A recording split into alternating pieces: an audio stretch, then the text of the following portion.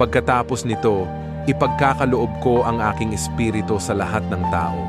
Ipahahayag ng inyong mga anak na lalaki't babae ang aking mga mensahe. Magkakaroon ng mga panaginip ang inyong matatandang lalaki at makakakita ng mga pangitain ang inyong mga kabataang lalaki. Sa panahong iyon, ibubuhos ko rin ang aking espiritu maging sa mga alipin, lalaki man o babae. Magpapakita ako ng mga kababalaghan sa langit at sa lupa, dugo, apoy at makapal na usok. Ang araw ay magdidilim at ang buwan ay pupulang parang dugo bago dumating ang dakila at nakakatakot na araw ni Yahweh. At sa panahong iyon, ang lahat ng hihingi ng tulong kay Yahweh ay maliligtas.